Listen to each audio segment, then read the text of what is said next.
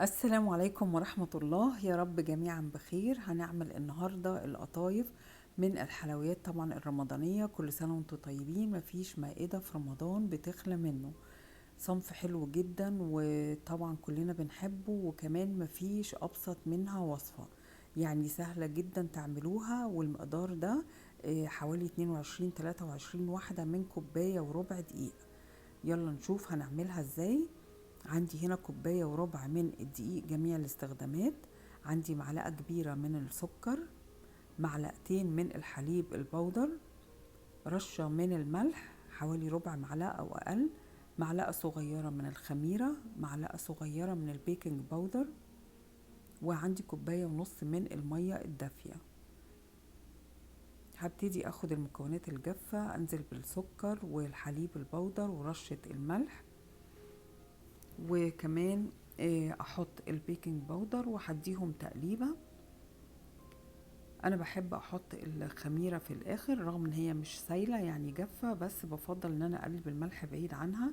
وبنزل كده بالميه. الكوبايه ونص بتبقى حلوه على المقدار ده. لو مش عايزين نحط حليب ممكن نستغنى عنه، لكن هو بيدي طبعا قيمه غذائيه وبيدي قوام وشكل العجينه لشكل القطايف زي ما شفتوا شكلها لونها ذهبي ازاي. وكمان ممكن لو ما فيش حليب بودر نستخدم الحليب العادي الفريش. يبقى خليط من المية خليط من المية والحليب، نص ونص زي ما تحبوا. مش اساسي يعني ان هو لازم لبن بودر.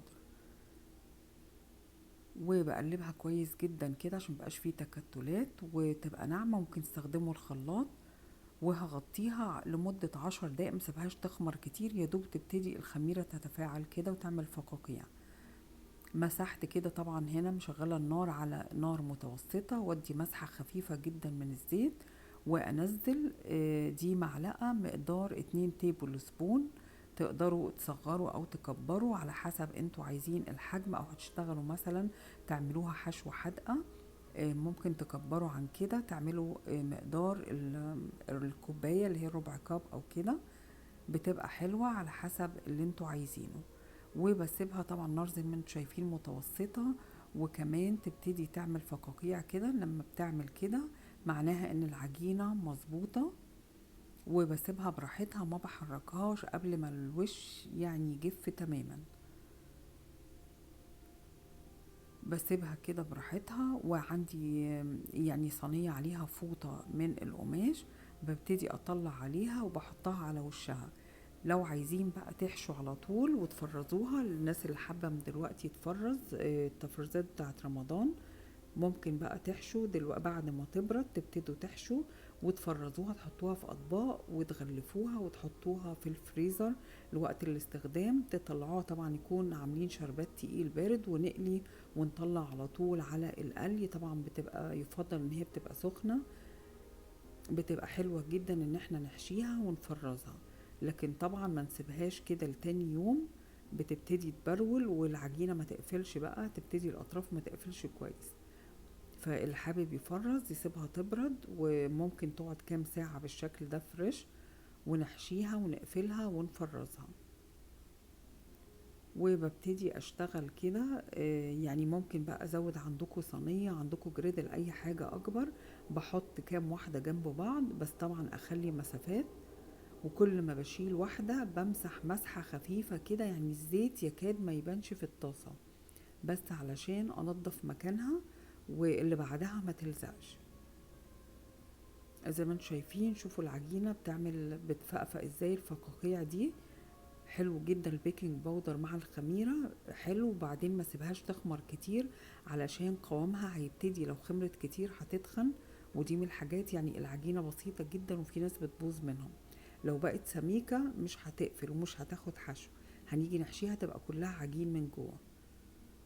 فهي كده مظبوطة القوام ومدة الخمر، وكمان التسوية النار تكون متوسطة، لا عالية ولا واطية، عشان برضو الحاجات دي مهمة بتفرق في القوام بتاع القطايف.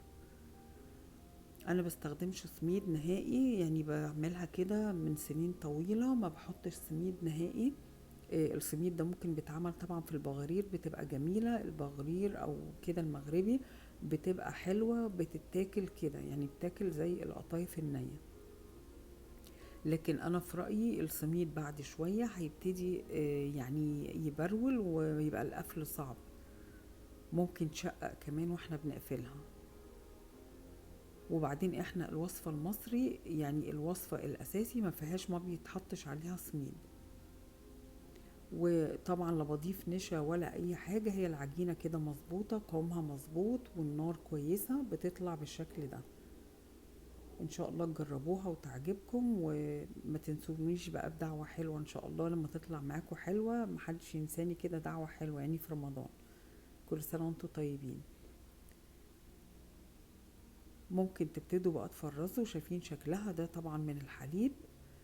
ممكن تبتدوا التفريز من دلوقتي، تعملوها وتشيلوها طبعا في اطباق، وتلفوها بعد الحشو في اطباق فوم، ونغلفها بالبلاستيك تقعد معانا زي ما احنا عايزين وهي محشية، ونطلعها على القلي. يكون طبعا سيرب تقيل، هنبقى نسويها ونعمل طبعا حشوات منها.